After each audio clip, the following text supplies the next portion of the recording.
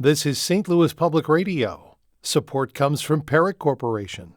With a commitment to serving the St. Louis community through local partnerships and charitable support, guided by Perrick's core values. More at perrick.com/culture. From St. Louis Public Radio, I'm Jason Rosenbaum. Welcome to the Politically Speaking Hour on St. Louis on the Air. Later in the program, we'll talk with Missouri Congressman Mark Alford about his support for defunding the Corporation for Public Broadcasting. We'll also talk about why he'll continue to hold public town hall meetings when many of his Republican colleagues are doing away with them. But first, as an older millennial, I've had the pleasure, if you want to use that descriptor, of witnessing monumental technological changes. And even though it may not provide the warm and fuzzy nostalgia of Super Nintendo or AOL Instant Messenger, I can grudgingly admit artificial intelligence could be one of the biggest advancements we've ever seen. I concede it took me a while to accept that AI could be useful. I derided AI systems like ChatGPT or Grok as gimmicky fads producing schlocky images and robotic prose. And it drove me nuts that AI programs continually got facts wrong, like when it claimed that former Missouri Governor Mel Carnahan was from Jefferson County. He was actually from Shannon County. I maintain that asking AI systems to write news articles or to produce images for publication is profoundly unethical. But I do think the technology has benefits. Case in point, one of my favorite hobbies is writing creative fiction. And I've been struggling for years with a novel I started when I was 18 and recently turned to Google Gemini. It gave me thoughtful suggestions like how to better develop some of my characters and make my dialogue sound more natural. And none of that assistance included copying and pasting AI-generated paragraphs. My hope was to turn my third-rate draft into something maybe second-rate. It turns out my response to AI isn't unique. ChatGPT co-founder Sam Altman says using AI as a creative partner is pretty common. At least that's what he told St. Louis on the Air's Elaine Cha when she asked him about how John Burroughs students are thinking about artificial intelligence. The first reactions to AI are always interesting. When we launched ChatGPT, the world had a sort of collective freak out for a little while. And then people got over it and said, well, this is just part of life now. And why is it not faster? Why is it not better? Why is it not smarter? That's something I love about just the human spirit of wanting more and more. But one of the benefits of being a slightly crotchety older millennial is having enough life experience to recognize patterns when new technology changes the way we live. We've seen this with how we communicate with friends and family, how we work, how we're entertained. It's why texting replaced phone calls, streaming replaced Blockbuster, and even why using paper maps to get around can feel like a relic from a bygone era. In the case of AI, one of the areas that caught the attention of federal lawmakers is whether these programs degrade intellectual property. Missouri Senator Josh Hawley, for instance, is pushing legislation that could allow people to sue companies or individuals who use their content to train AI models. Your name, your image, your likeness, they're using it. And what my bill would say is, hey, you've got to get permission, big tech, or the individual American Missouri citizen can go to court and sue you. Maybe even better, they can create a class action and get a whole bunch of people together and sue. And what will happen, Jason, if this gets enacted is big tech will start asking permission. And if enough people say no, they'll start offering to compensate. And that is as it should be. But Hawley's idea is not going to face an easy road. President Donald Trump is much more amenable to big tech's leaders. And no surprise, many of them don't like the idea of placing statutory guardrails around AI. And some tech barons have a downright hostile approach to intellectual property laws. St. Louis native Jack Dorsey, who helped start Twitter and Square, contends there shouldn't be any intellectual property laws. He says they stifle innovation. Interestingly, Altman, who has praised Trump for how his administration has handled AI-related policy, said during his St. Louis on the Air interview that he doesn't see regulating artificial intelligence as negatively as other bigwigs in the tech world. When I get on an airplane, I don't sit there and check all the engineering myself. I trust that there was a government agency that ran a process that means I can get on an airplane and have a very, very high degree of confidence that I'll get to where I'm going safely. And, it's popular to say, oh, regulation's terrible and slows things down. And it does slow things down in some cases, and it is annoying. And I'm sure there's more downsides than we even realize. But it is nice that when you get on that airplane, you trust that it's going to be safe. Joining us to talk more about the debate about whether AI regulation is stifling our vital is Oliver Roberts. Roberts is the co-director of the WashU Law AI Collaborative and an adjunct professor of law teaching courses at the intersection of artificial intelligence, policy, and law. Oliver, welcome to the Politically Speaking Hour on St. Louis on the Air. Happy to be here, Jason. Thanks for having me. Now, before we dive into the confluence between AI and governmental regulation, we should probably define what we're talking about here. When we talk about artificial intelligence programs like ChatGPT, Google Gemini, Grok, what are these things? What do they do?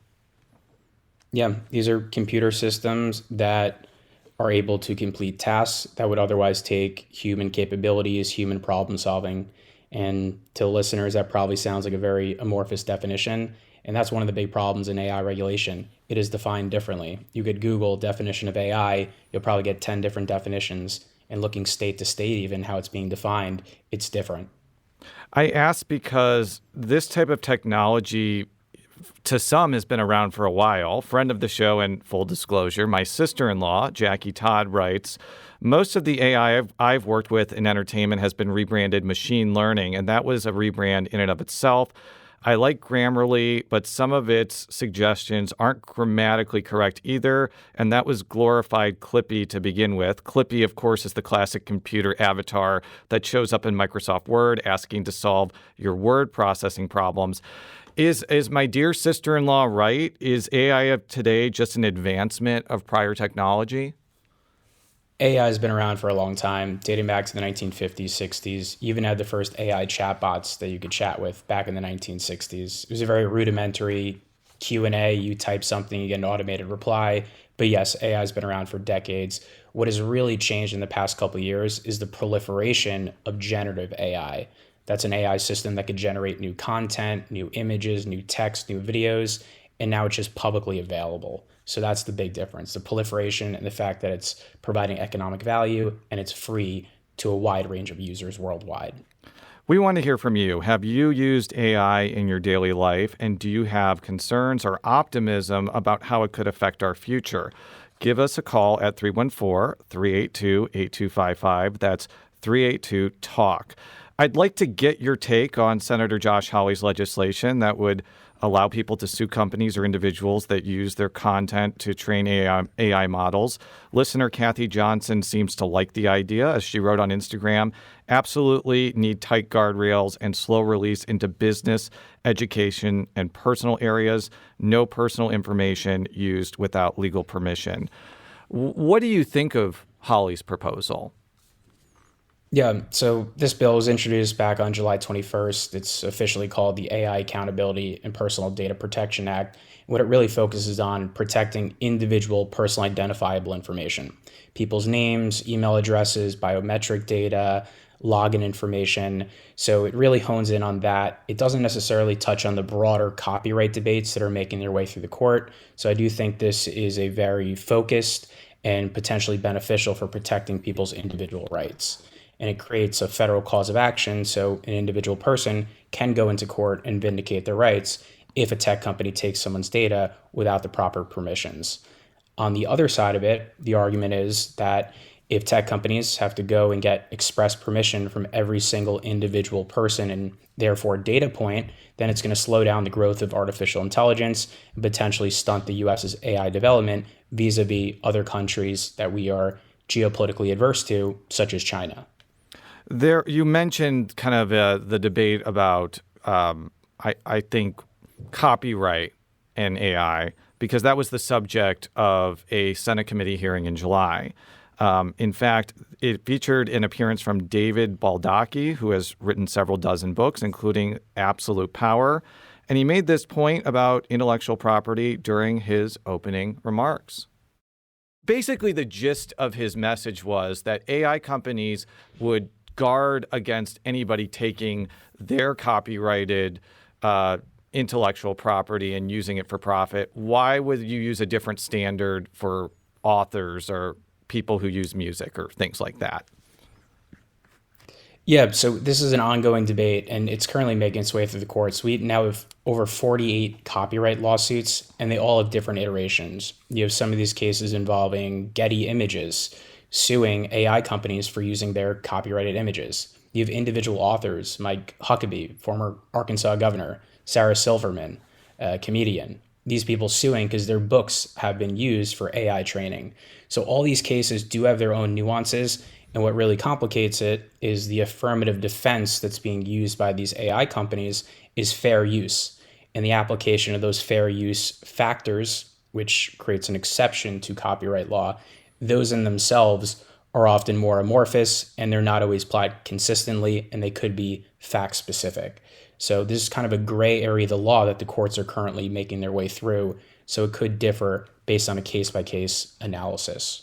Well, I think the specific question of intellectual property is interesting, and you're correct. I think the courts are ultimately going to decide the outcome on this. I think it hits a broader fear that AI will eliminate the need for authors, writers, journalists, any other profession that usually uses writing as kind of the core aspect of their job. Do you think these fears are warranted, given that other technological advancements have caused some jobs to become obsolete?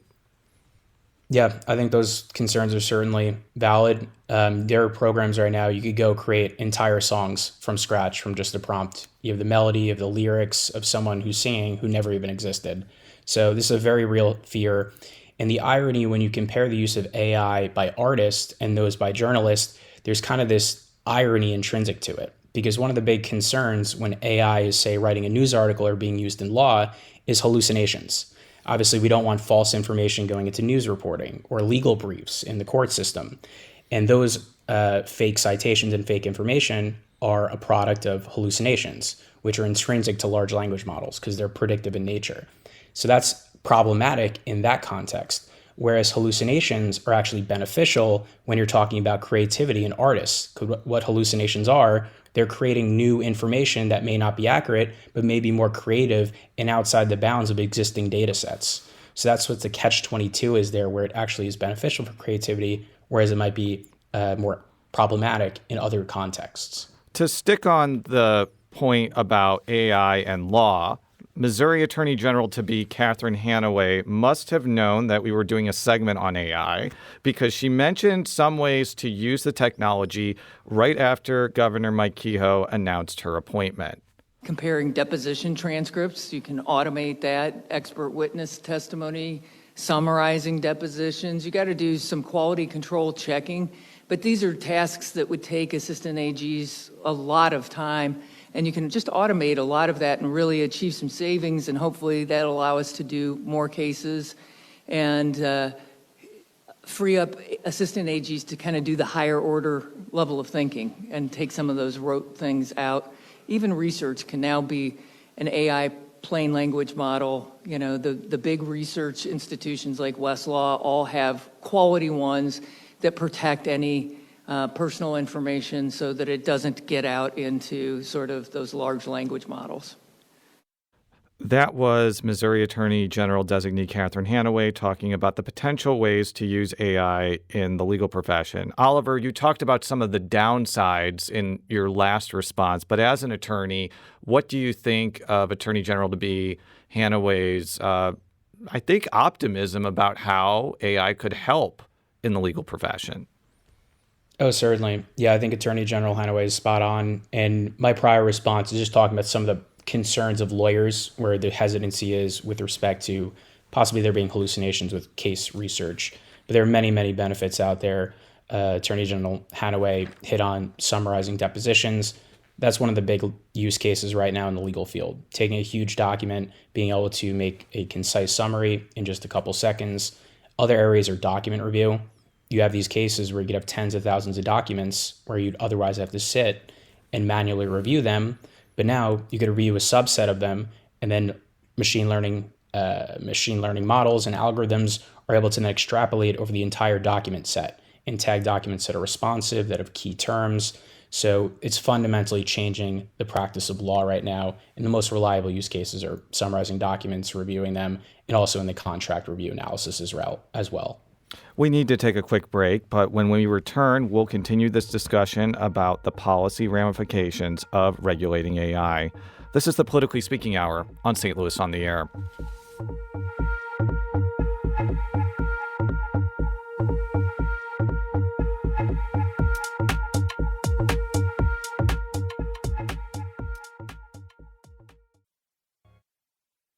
Welcome back to the Politically Speaking Hour on St. Louis on the Air.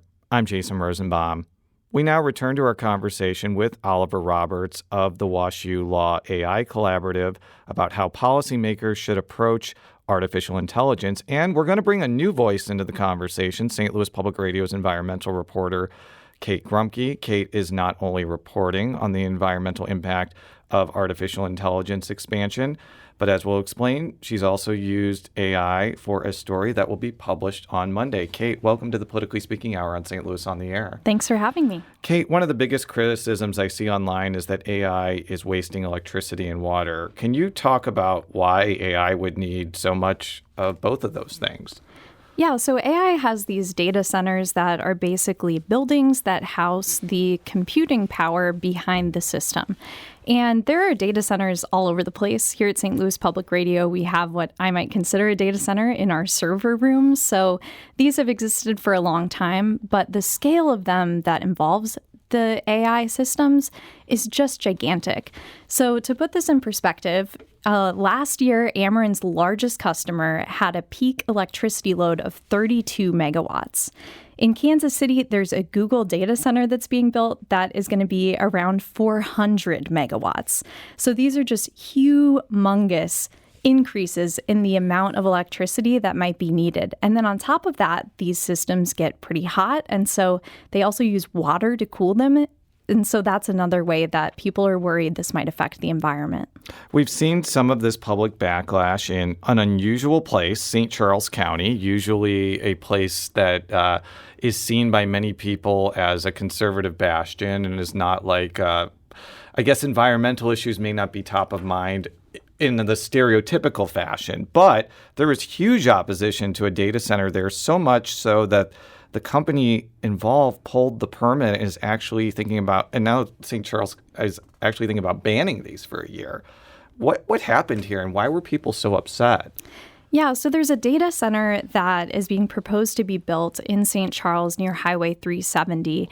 And there's a lot that I don't know about this project. So we don't know what the peak load of electricity is going to be for it. We don't know who it's for.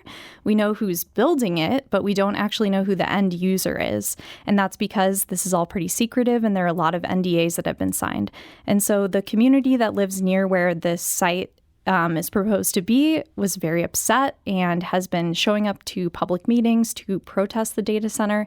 And so they did pull a application for a permit. And so now it's looking like they might come back with a revised proposal, but the city council in St. Charles is going to vote on a 1-year moratorium on new applications for data centers. Oliver, what do you make of people expressing alarm about what these data centers, how they impact the environment? Because that seems to be a real widespread criticism of AI pretty much everywhere. Yeah, so definitely a complicated issue. And one of the biggest issues with respect to evaluating the environmental effect of AI is just a lack of disclosures from the companies themselves.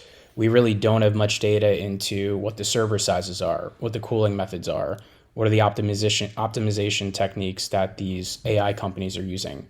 So when you talk about the environmental impact, it goes beyond even just data centers and the water used and the electricity to run them, but also how these servers are being run, when they're being run.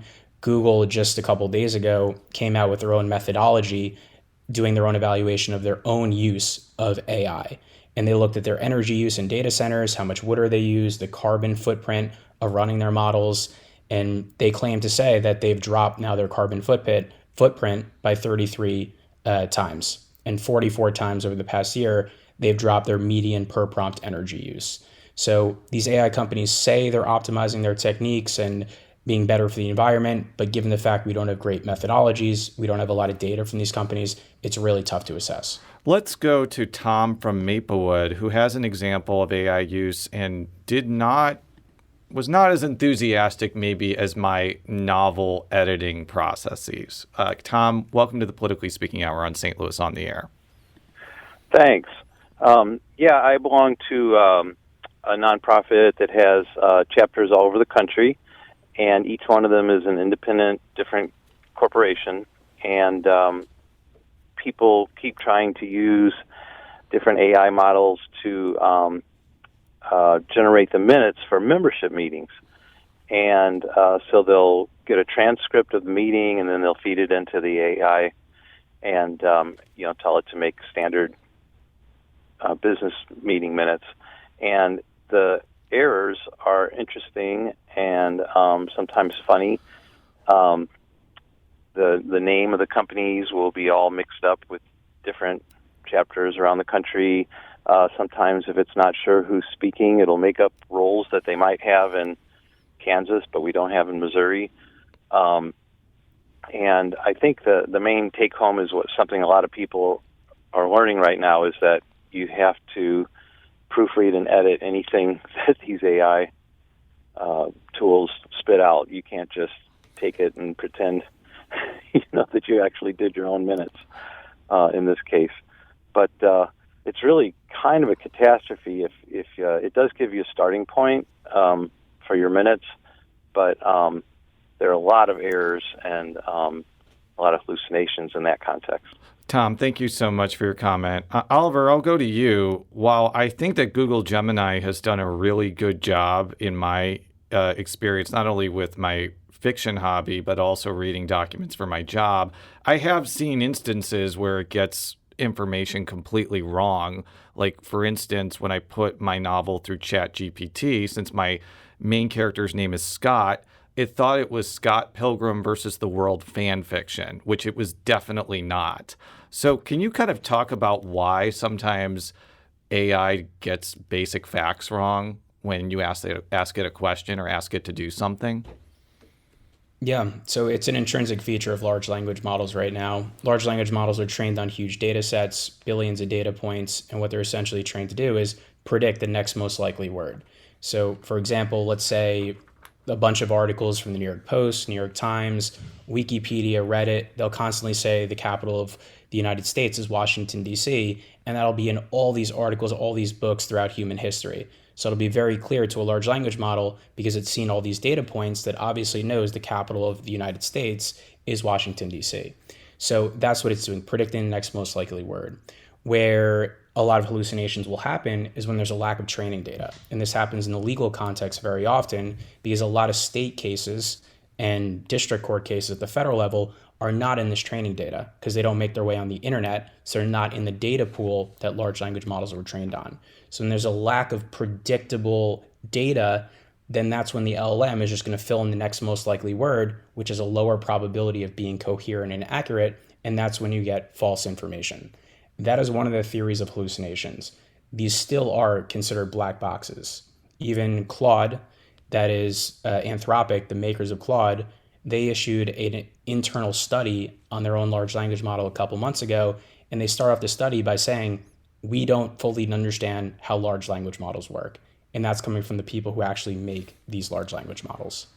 So, Kate, I believe you've actually talked with a person who was recently on the show, State Representative Colin Wellenkamp, a Republican from St. Charles County, about the prospect of regulating artificial intelligence on a state level. What have you heard from him? Yeah, so I ran into him at the open house in St. Charles for this data center, and I asked him what he thought about it, and he said, I don't have enough information to have an opinion yet. So he said there are good data centers and bad data centers, and he doesn't know what type of data center that one is because there's so much secrecy around the project. But he said that this is something that the legislature is definitely going to be talking about in the next session. He's part of the Missouri Future Caucus, which is tasked with coming up with policy recommendations for AI, and so he said they're going to be taking a look at this. There was a provision in the One Big Beautiful Bill that would have barred states, I guess, in general, from regulating AI. I don't know if it would have included regulations on whether these data centers get built, since I guess that's more of a local governmental responsibility. But Oliver, that idea didn't make it into the final version of the bill. I think you've written about this topic. What do you kind of think about the idea of not letting state governments regulate this technology? Yeah, so that federal preemption debate kind of came out of nowhere to a lay observer, but this really built up over the past couple months dating back to December. So in December, DeepSeek was released, their more advanced model, and DeepSeek is China's leading large language model. I believe it has like a whale as a mascot or something like that, or I might be mixing it up with something else, but continue. Exactly. Yes, it's the whale. So the whale came onto the scene in December of this past year, and then they launched a new advanced model in January. And the relevance of this is the fact that the US for a long time thought we were the sole leader in AI, but China quickly came onto the scene. They claimed they were able to train this model for a fraction of the cost that we've been investing in Microsoft and OpenAI and Google. But now China was up there with us in having the best large language models. So the AI debate then became a matter of national security, became a geopolitical issue, and that's when these AI companies started pushing for federal preemption. Because in all these different states right now, there's over 1,000 pending AI regulations, and these companies are going to have to navigate potentially 50 different frameworks of regulation. And these AI companies say that's going to kill our ability to expand and grow and compete with China. So they were able to lobby and get in this provision that would put a 10-year moratorium on state AI laws.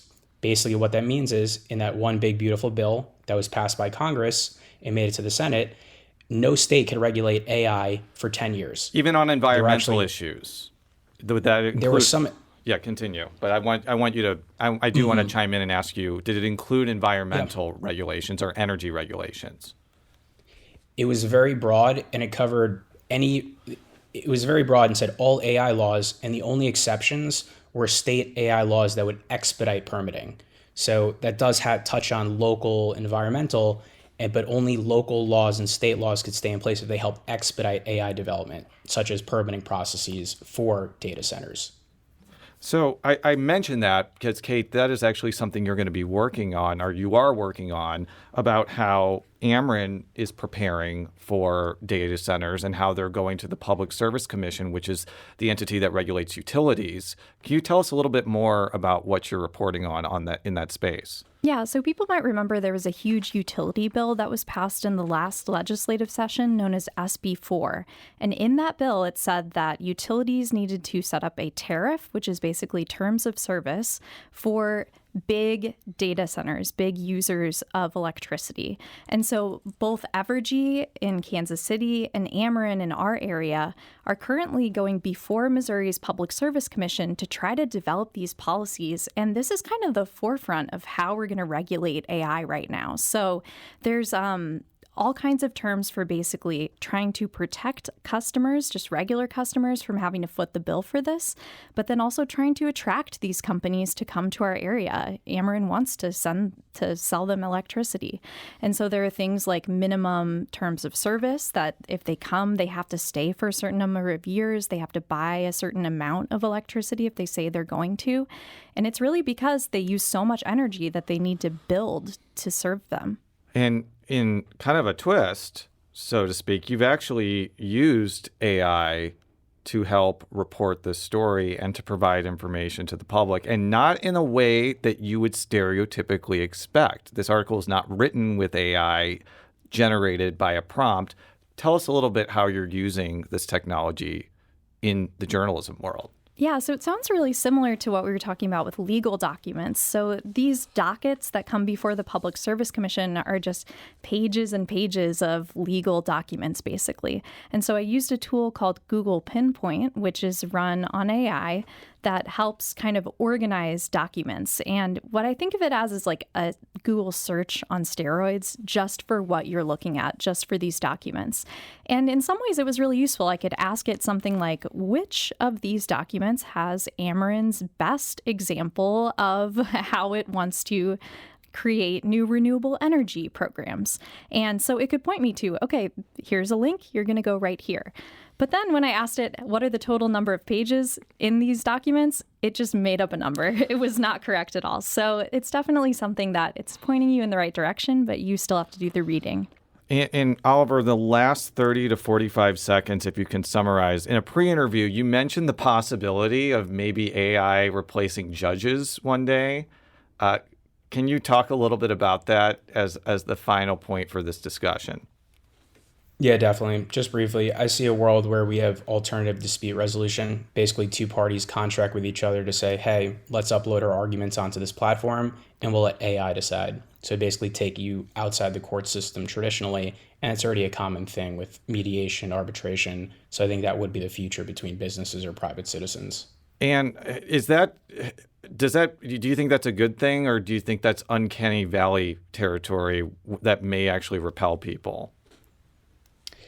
This would be for people that consent to it. So I do think it's beneficial if people just want to get their dispute settled immediately, not have to pay for an arbitrator or go through the court system. So I do think it'll deliver benefits, and people would assume their own risks in going through that process. Oliver Roberts is the co-director of the WashU Law AI Collaborative and an adjunct professor of law teaching courses at the intersection of artificial intelligence, policy, and law. Oliver, thank you so much for joining us. Thank you so much for having me. And Kate Grumke is St. Louis Public Radio's senior environmental and data reporter. Thank you so much for joining us. Thank you. And we'll be right back on the Politically Speaking Hour on St. Louis on the Air.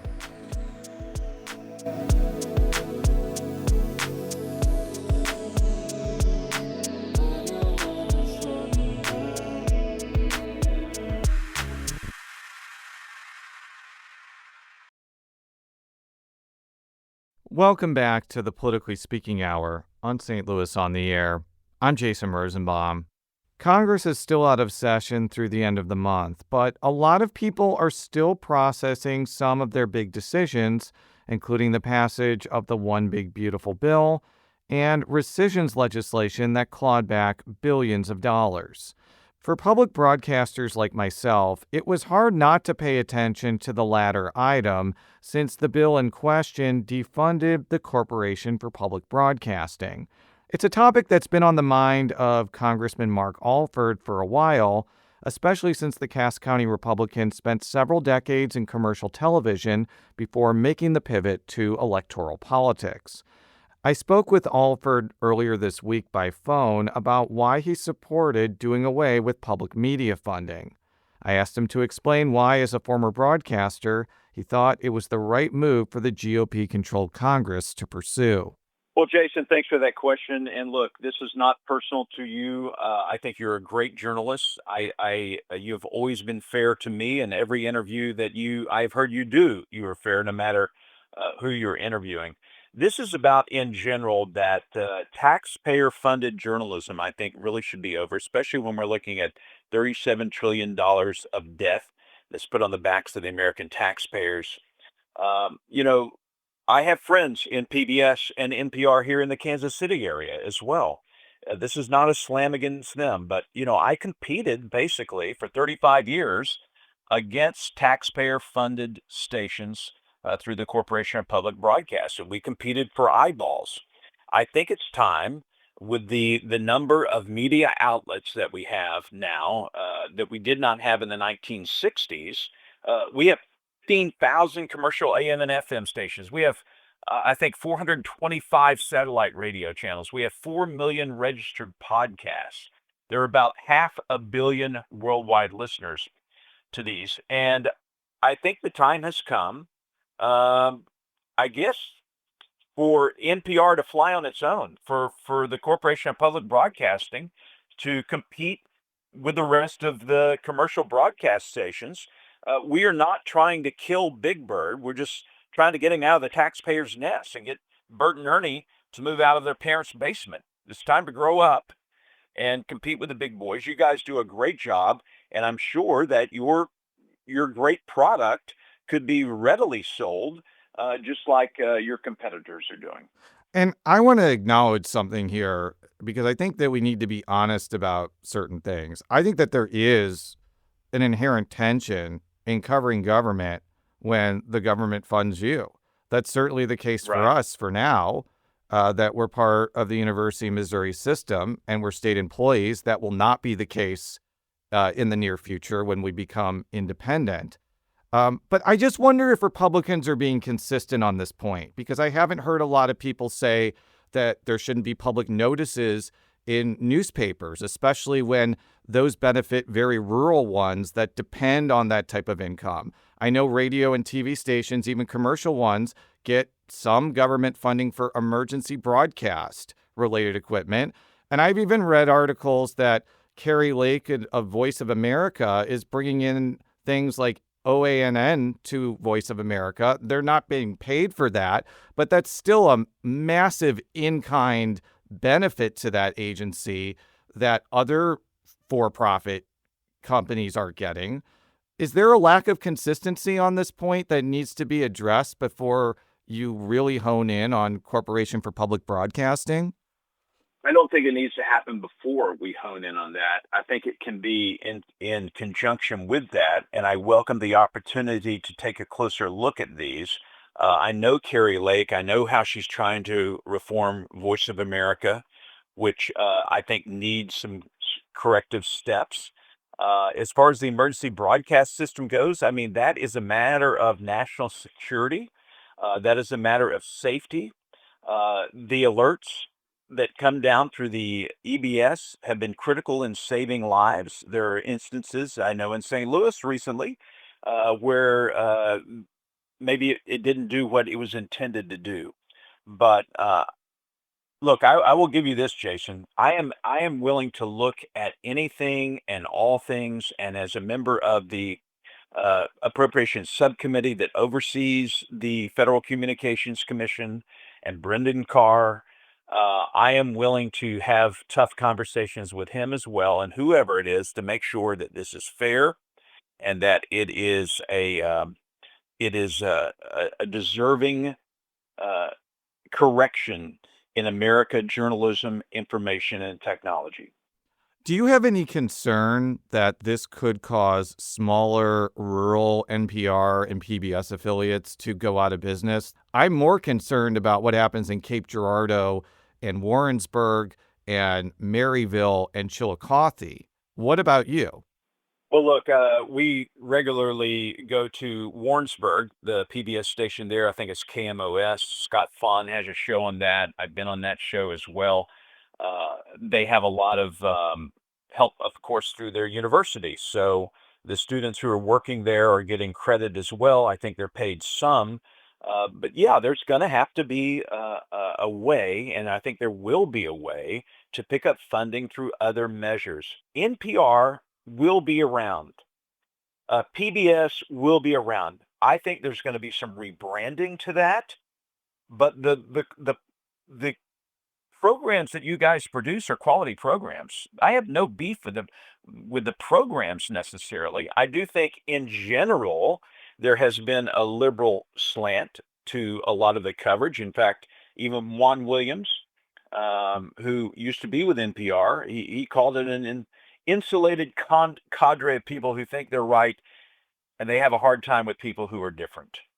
I think, and this is a much larger discussion, Jason. I think you and I have talked about this before, maybe even off mic, about journalism in America and how we've got to, it's not my job to rebuild trust in journalism. I'm out of that market. It's the people in the business that need to do it. And so I think while we're trying to rebuild trust in Congress, journalism certainly has its job to do because information, accurate information, with as little bias as possible is paramount to the survival of democracy in our republic.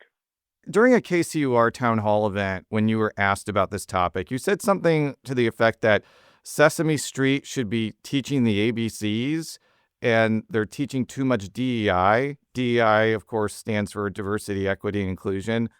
Can you give me an example of that, of what you find objectionable about like what Sesame Street or other PBS children's programming is doing right now? Well, look, I don't have a specific episode at my fingertips or something I can quote from that Big Bird has said or Bert and Ernie, but I do know this. The programs that were being funded to go into foreign countries, the basically, and here as well, teaching programs about diversity, equity, inclusion. And look, I don't have anything wrong against equality.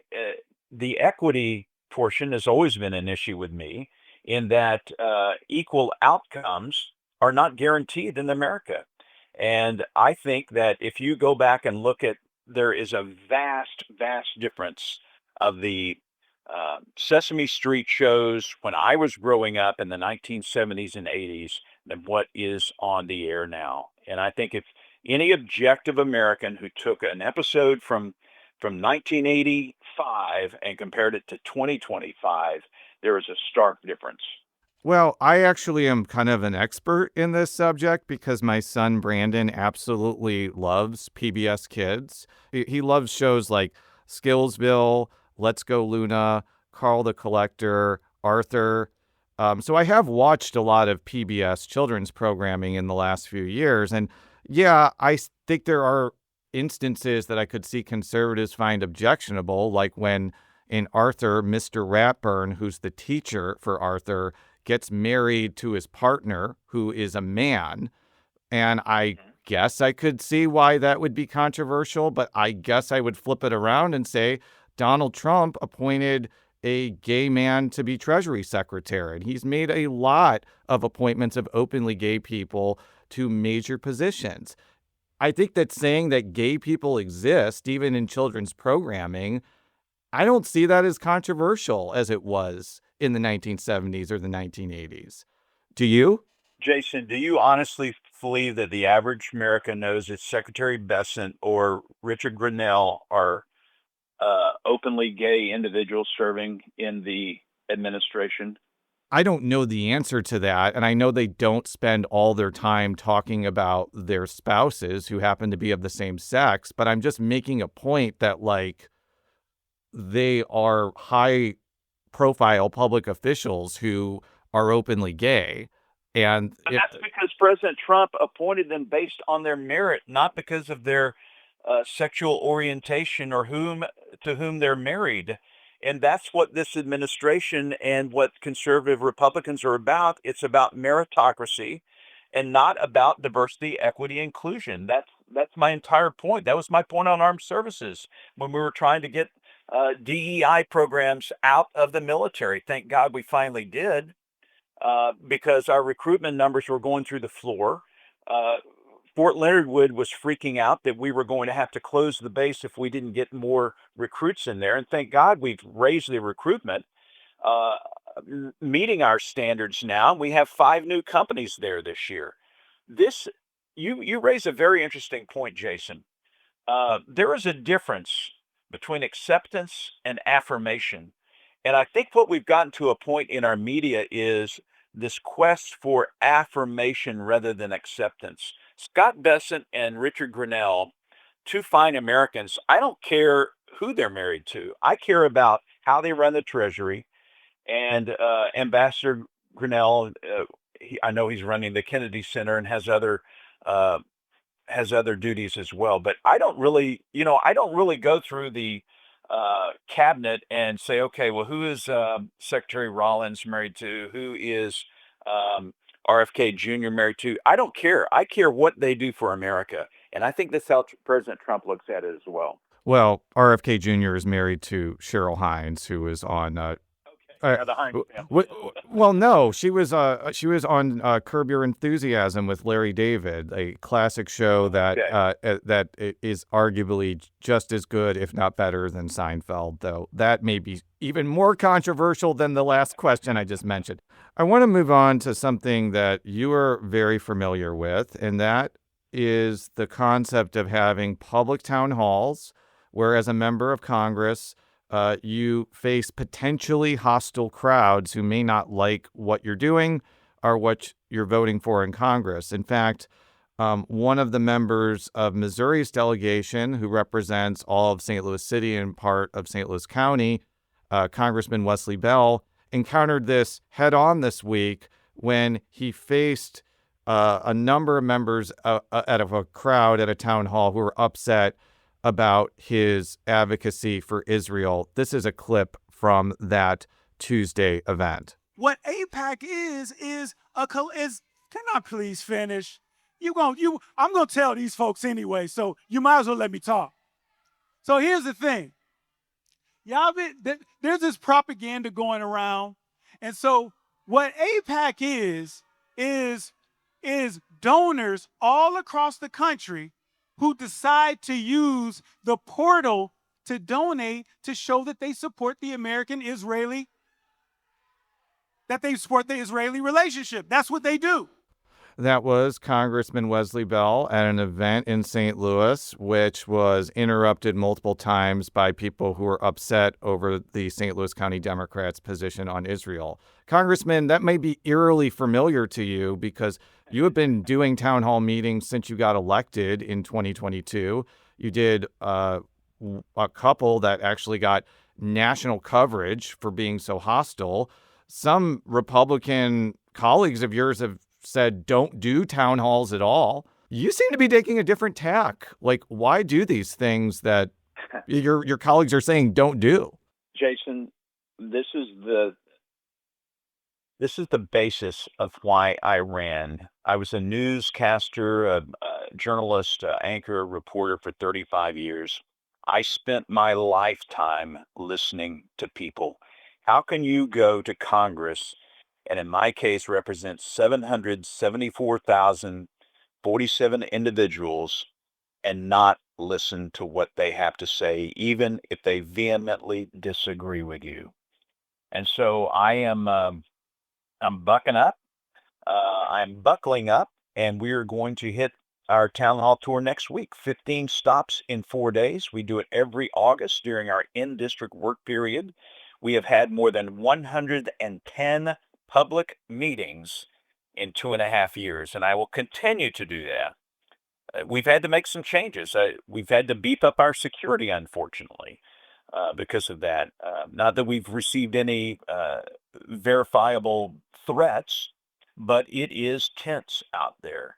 There are people coming in from outside of our district. We had a meeting in March at a coffee shop in Belton in Cass County. And usually at these Mondays with Mark's events, we'll maybe have 15, 20 people. More than 200 people showed up and tried to shout me down. I had a very loud microphone. I do think, I'm going to try to change my tone and tenor a little bit on this, because if I am truly going to listen, I need to listen. And if people want to shout and yell when I'm trying to answer, I'm just going to stop talking and let them until they're done. I'm going to say at the outset, I will be here for 1 hour, in some cases 1 hour and 30 minutes, and this is your time, and I am here to listen to you and answer if you want to hear my answers. But I will leave after the time expires, and I'm not running away. I'm not leaving out of the back door. I'm here to listen to you. If you want to have a conversation, let's have it. If you want to yell and scream and shout and get it out of your system, I can stand there and take that. I'm a big boy. But if we are going to improve our democracy and our republic, we've got to start having conversations. We've got to listen, and we've got to exchange ideas and try to win each other over through argumentation and not emotion. That was Congressman Mark Alford, who represents the 4th Congressional District that takes in portions of the Kansas City metro area, as well as Fort Leonard Wood. You can listen to my full interview with Alford, where we also discuss the big beautiful bill and redistricting at STLPR.org or wherever you get your Politically Speaking podcasts. The Politically Speaking Hour on St. Louis on the Air is produced by Jason Rosenbaum, Alex Hoyer, Emily Woodbury, Danny Wysentowski, Maya Norfleet, and Elaine Cha. Audio engineering and sound design by Aaron Dorr. The politics editor is Fred Ehrlich. St. Louis on the Air is a production of St. Louis Public Radio. Understanding starts here. Do you find yourself regularly listening to episodes of St. Louis on the Air? Suggest us to a friend you think might enjoy our conversations. And leave us a review and rating on Apple Podcasts on the App Store. It's the simplest way to help people discover our show. Thanks. St. Louis Public Radio is a member-supported service of the University of Missouri St. Louis.